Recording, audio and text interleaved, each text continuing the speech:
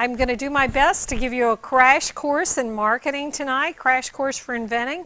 We're all kind of learning as we go, I know, but there are some things some guidelines that you can go by, and so I'm going to run through them.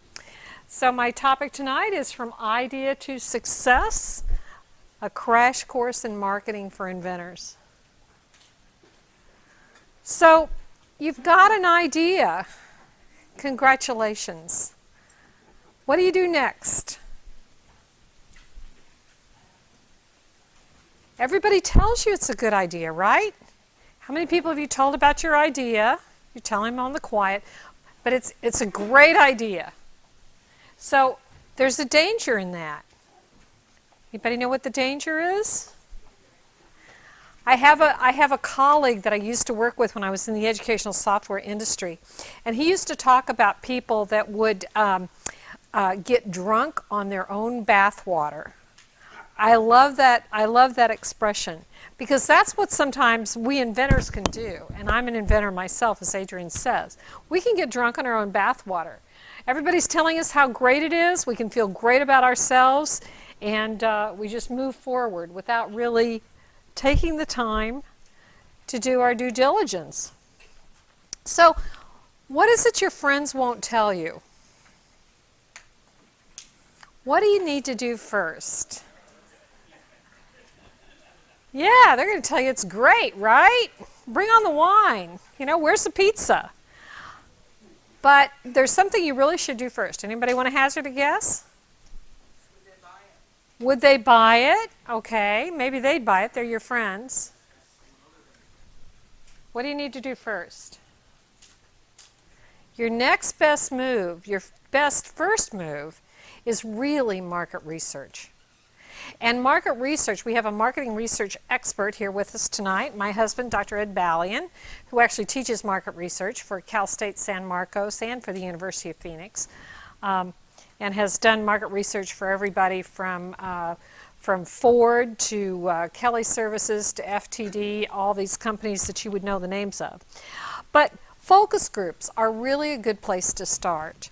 And focus groups, some of you may have heard me speak on focus groups last year. Focus groups are with people that are in your target market, but who are not necessarily affiliated with you. In fact, they probably shouldn't even know you, and you shouldn't be in the room. So you can get that impartial research before you go out and spend a lot of money, before you put a second on your house, if anybody can get a second on their house anymore. Really think about doing some market research. That is your best next move. So when and why do you need it? You need feedback on a new product and service. You can explore ideas that you haven't thought of before. Maybe there are applications for your great product you haven't even thought about, and that can come out from a focus group. Planning your initial marketing. What do they think of the concept? What do they think of the packaging? What about these 3 different logo designs? You can get feedback on that as well. You can revamp your marketing approach. Focus groups aren't just done at the beginning of your product's life cycle. They can be done throughout your product's life cycle. And considering product changes and improvement, another good use for a focus group. So I'm not really going to dwell on that, but I want you to think long and hard about moving forward and spending a lot of money before you've got that impartial research. So as Adrian mentioned, a lot of what I do, and I work with a lot of solo entrepreneurs, and I work with a lot of women. And I find that almost universally there's some trepidation with marketing with those folks. So I want you to close your eyes for a minute, and I want you to just think of what comes to your mind when I say the word salesperson. What visual image comes to your mind? Everybody got it? Is that it? Okay. If that's it, we've got some work to do, because that's what I run into a lot. A lot of people think about salespeople as sleazy, I'm actually writing a book on the psychological aspects of marketing yourself, those psychological blocks that hold us back. Millions of people in the United States are in sales, and we can't all be sleazebags. So it's really time to change your thinking. Everybody's in sales, gang. We're in sales whether you're trying to convince a clerk to take back a defective product, if you're trying to get your kids to go to bed on time, if you're trying to get your husband to take you to that chick flick that he could care less about. Everybody's in sales. We're selling all the time. So revamp that. Think about making yourself available rather than putting yourself out there, because we are all in sales, and especially people in this room, entrepreneurs. You're in sales. Even if you're selling to someone you hope will license your product or a distributor, you're in sales, right? Everybody agree with me? Everybody say yes. Okay. All right. So I thought we'd talk a little bit tonight about marketing plans, because you hear a lot about them. Marketing plans are generally part of a business plan, and they have specific things that you need to have included so that you can impress a bank, your licensor, maybe a distributor, or maybe you're just doing it for yourself so that you know how to best invest your time and your money. Marketing plan's a roadmap. You need a roadmap to get you from here to there, and the same is true with marketing. So the first thing you need to consider when you're doing your marketing plan is who your target market is. And there are a lot of ways that you can slice and dice that. Primarily demographics. Is it mostly a woman's product? Is it across the board? Is it a family product? What education level do your prospective clients have? What interests do they have? What geographic location? All of those things are going to be important to you as you plan your marketing, because they're going to tell you where to look for those potential clients. If you have a product that's mainly for women, you're going to want to advertise that in a magazine that's more appropriate for women. You're going to plan all your branding around it. You're going to the more clearly you can define your target market, the better off you're going to be. So that's number one. Anybody would know what unique selling proposition is? Yes, sir.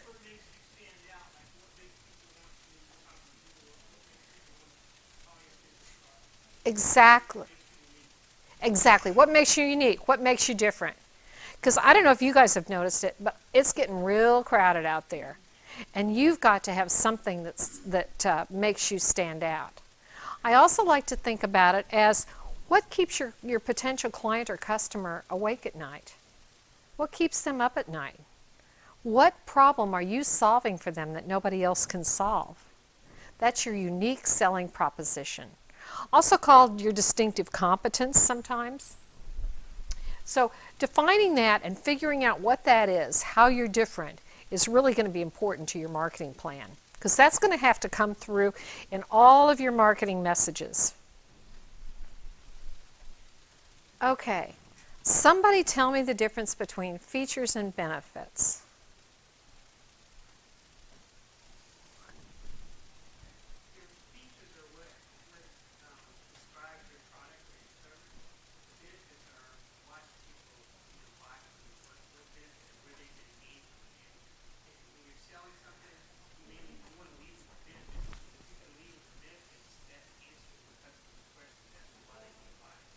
Excellent. Give this man an A.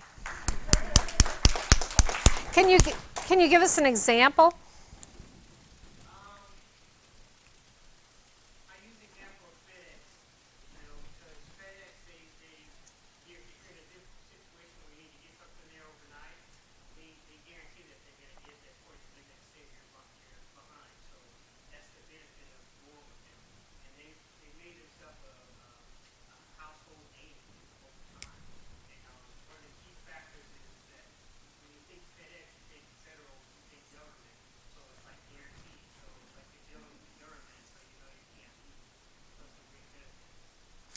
Yeah, they used that a little bit in their branding, didn't they, when they picked that name? But Most people notice that if you look at the word FedEx, there's actually an arrow that's in there that a lot of people don't notice, and that arrow signifies that you're going places, you're going safe, or you're going forward, or you're moving. yeah, yeah. Good branding. Good branding. Yeah. So the benefits are how it actually helps the client or the customer. What's in it for them? What do they get out of it? A car may have a fancy cup holder, and that's a feature. But what the customer actually gets out of it is they're able to put their coffee in the slot and able to drink while they drink the coffee while they're driving. It's selling the sizzle, selling how the steak actually tastes to the client or to the customer, rather than actually focusing on a benefit of it. Okay, it's a T-bone, it's a ribeye, it tastes good to the customer. Benefits, what's in it for them? Okay, hear a lot of talk about the SWOT analysis, and that's analyzing your strengths, weaknesses, opportunities, and threats. What are the strengths of your product? Where do you stand out from all the others? Where are your strong points? What are the weaknesses? Everybody's got weaknesses, right? So you know where yours are. Opportunities?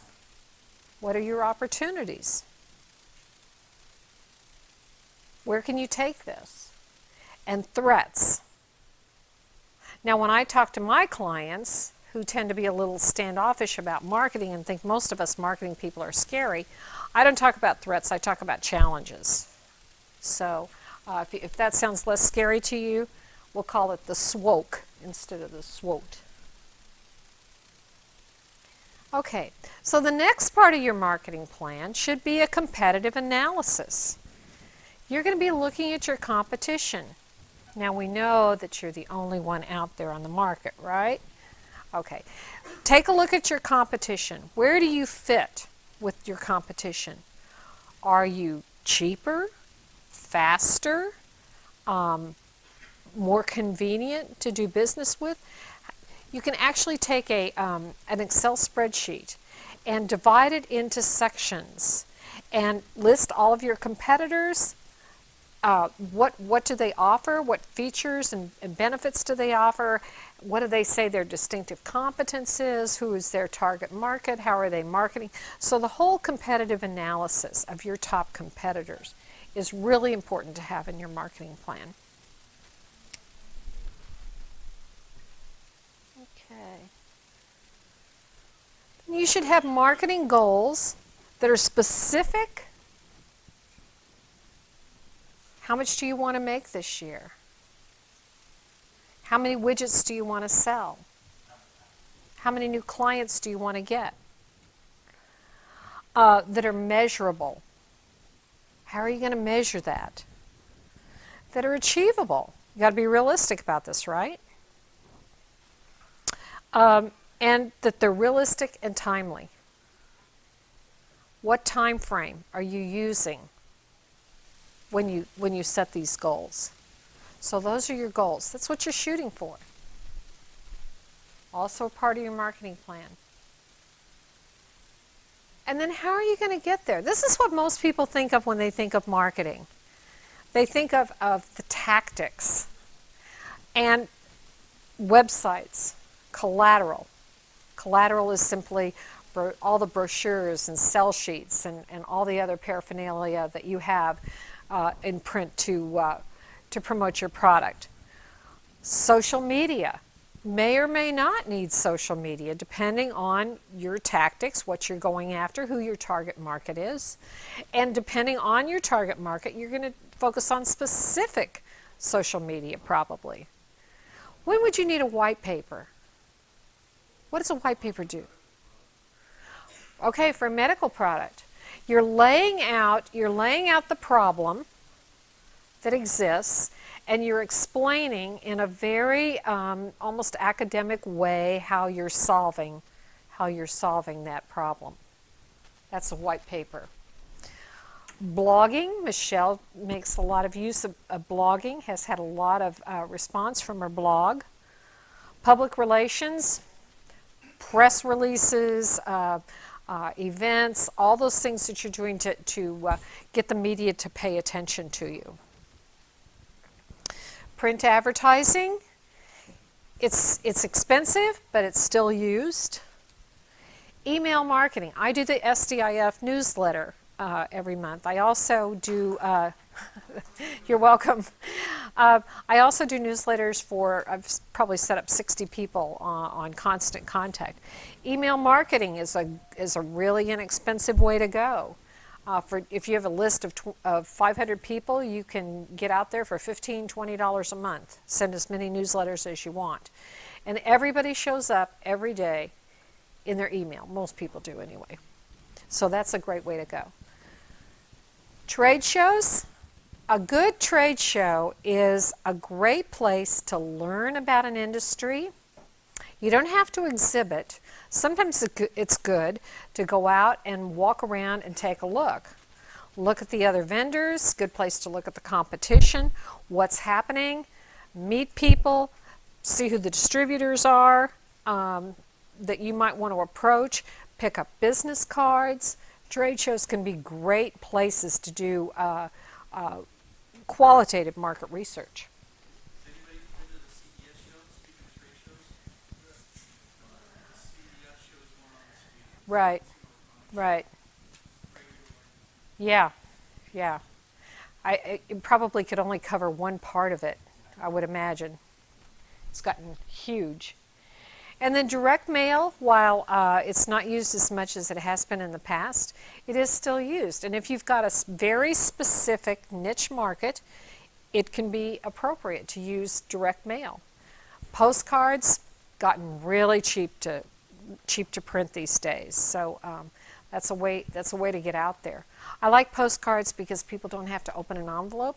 If you have a catchy image, they've got it right in their inbox. They can pick it up and take a look right there without throwing it in the trash can before they open the envelope. So that's your promotion strategy.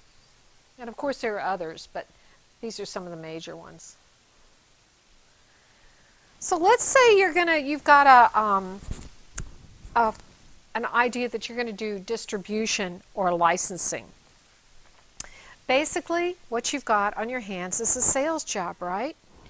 You're going to have to research, identify, and prioritize the possibilities first as you create your sales funnel or your pipeline. Then you're going to research them further. You're going to contact them. Is there interest? You're going to follow up, and eventually you'll get the sale. But it is a sales job. It's going to require a lot of organization. You're going to want a contact management system of some sort, some kind of database, maybe ACT, maybe Goldmine, maybe even Salesforce, which is an online contact management system used by a lot of companies. You're going to have to stay very organized so that you follow up. You find out who that product acquisition person is, identifying the right person, and then establishing contact, establishing rapport, finding out who the decision makers are, and eventually, hopefully, doing your presentation and walking out the door with a signed contract. So it's a sales job. So add a marketing budget. A lot of inventors spend a lot of money on their product, but people look at marketing as a cost. Folks, marketing isn't a cost. Marketing is an investment in yourself. I don't care what you're selling, marketing is an investment. It's not a cost. And I've worked for CEOs of companies of $3 to $5 million. They looked at marketing as a cost. Not going to spend money on that trade show because we don't know what kind of return it's going to bring us. It's hard sometimes to show direct ROI for every marketing thing you do. You have to constantly analyze what you're doing. What's it bringing in? Does it make sense to keep doing it? But marketing is an investment. Pardon? What's a good budget? It depends on your product. Depends on what you have to spend. Depends on your target market. If you've got, think about it. If you've got a really small target market, for example, Ed has a book, the Graduate Research Guidebook. It's for people. It helps people write their dissertations. We have the list of libraries that had the previous edition of the book, and so we were able to build a very small mailing list, do a postcard campaign to those libraries. So that's a very small targeted list. If you have a product like Christmas tree feet, like Bill Nicholas's product, you have to identify who's the target market for that. What's it going to take to reach that target market? And then you have to make the decision about whether you're going to go to the end user yourself or you're going to go through distribution. If you've got the margin, if you can keystone it, at least keystone it, or you can manufacture it for a quarter of what it's going to sell retail, then you can think about distribution. And then you're looking at, instead of trying to sell to, 200 million people, you're looking at selling to 7 or 8 major distributors of Christmas tree stands across the country. So it really depends on your target market. Does that make sense? Okay. But no matter which way you go, you're going to need a clear and compelling message. And it's oftentimes hard for people to write about their own products and to write about themselves. So make sure your message is clear and concise.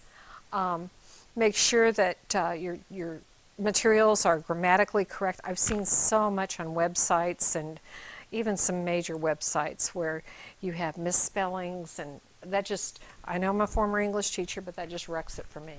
So anyway, clear and compelling message. And you're going to have need just the right mix. So the 4 P's of marketing.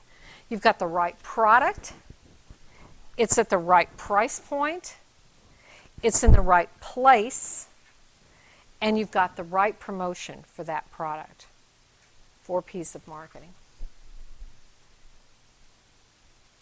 So, together, we can pull the pieces together that you need.